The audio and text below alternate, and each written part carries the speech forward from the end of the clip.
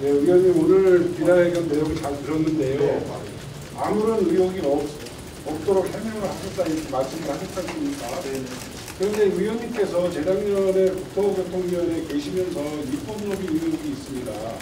이것은 지금까지 언론에 방송되지 않은 내용인데요. 그리고 그 당사자가 여기 한국타워크레인 협동조합에서 그 입법로비로 인해서 입법이 된 이후로 손을 피해를 보고 있다라는 이 진정서를 갖다가 질의서를 여러 번 의원실에 발송을 한 그 내용입니다. 이것은 저한테만 제보된 게 아니고 의원실에서 이미 이것을 수시로 한 것으로 알고 있는데요. 이 한국 타워크레인에 대해서 입법을 하신 적 있습니까? 그거는 제가 좀 많은 입법 활동을 했기 때문에 한번 파악을 해봐야 될 것 같고요. 어떻게든 저의 지금 말씀드린 가족 회사들하고는 아무런 관계가 없는 겁니다. 타워크레인을 하는 그런 공사를 하지도 않기 때문에 그 이해충돌하고 관계가 없다는 말씀을 드리고 제가 한번 그거 내용을 제가 파악을 해보도록 하겠습니다. 네네.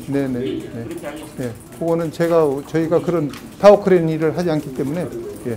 질문 드려도 될까요? 오늘 민변의 하승수 변호사라는 분이 페이스북에 새로운 의혹을 게재한 바가 있는데 오늘 하승수 민변 변호사라는 분이 페이스북에 새로운 의혹을 게재한 바가 있는데 배우자께서 대표로 계신 원하레저라고 구만리 골프장 담당하는 사업체 있잖아요.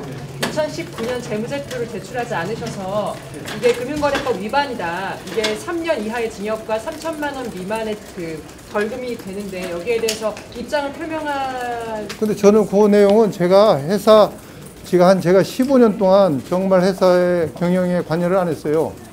골프장 관련도 제가 이제 사업은 시작을 했지만 전혀 관여를 안 했기 때문에 지금 내용을 제가 말씀드릴 수가 없고 혹시 그것이 필요하다면 회사에다가 한번 문의를 해보시면 좋을 것 같습니다. 왜냐하면 공교롭게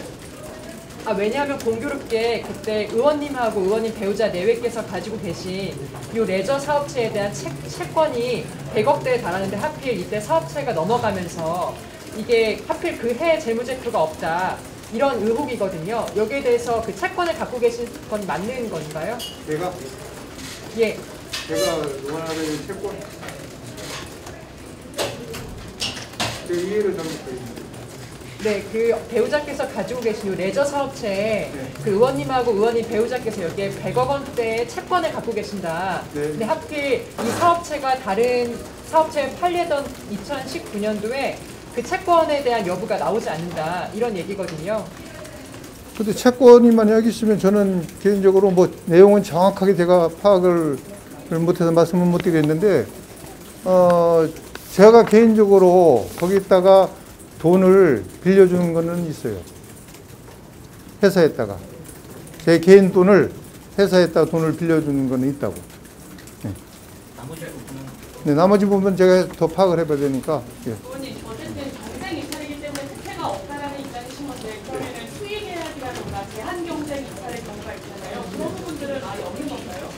아니 이제 입찰이 제한 경쟁이라도 경쟁 입찰이잖아요.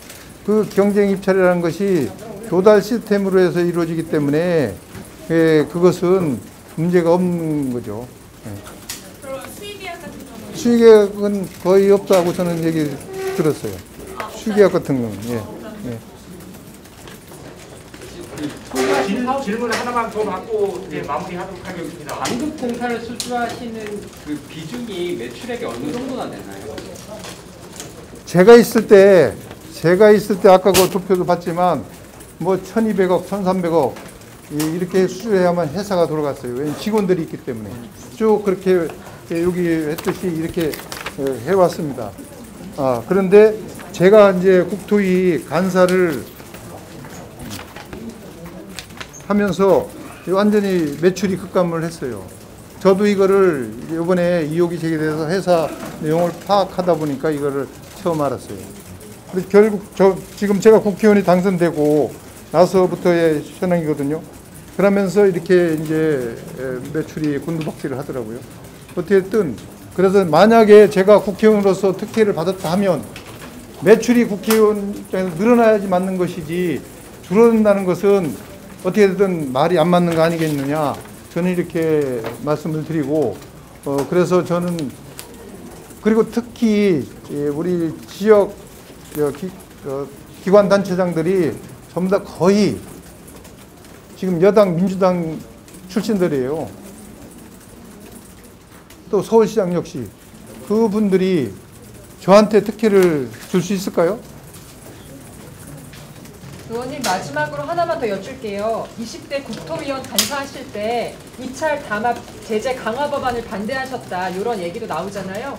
여기에 대해서 이번 이해충돌과 어떤 연관이 돼 있다고 하는데 입장이 혹시 있으신가요? 이거 아니 그거는 제가 소신껏 이게 이제 한 번의 실수로 인해서 이게 잘못되면은 현대건설이나 이런 데는 그냥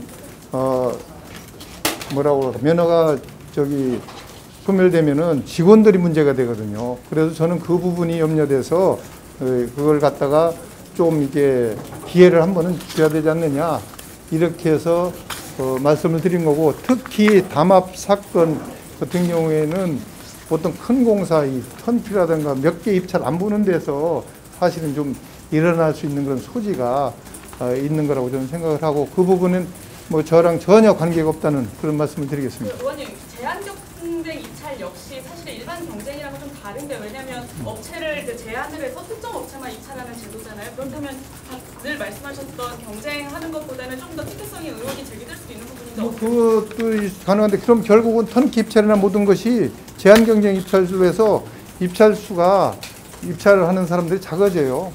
네. 그래서 전체적으로 그 제한 경쟁 입찰이 그렇게 많이 활용되거나 이러지는 않는 걸로 저는 알고 있습니다. 다 공개 입찰이었습니까? 네. 전부 다 공개 입찰이었나요? 아니면 공개 입찰로 다 매출을 얻은 겁니까? 아니면은 전부 다 공개 입찰이었나요? 아니면 제한 입찰도 있었나요? 수의 계약도 있었나요? 그 매출 수주하신 거 있잖아요. 근데 아까 말씀을 드렸잖아요. 다 공개 입찰이었다는 말씀이죠? 거의 뭐 99% 그런 걸로 저는 알고 있습니다. 네. 예, 오늘은 오늘 100%는 여기까지 하겠습니다. 그 자세한 자세한 내용은 회사에서 한번 여쭤보시면 될 것 같아요. 회사 입장은 1층 그 외계인 키친 앞에서 있을 예정입니다. 고맙습니다. 예.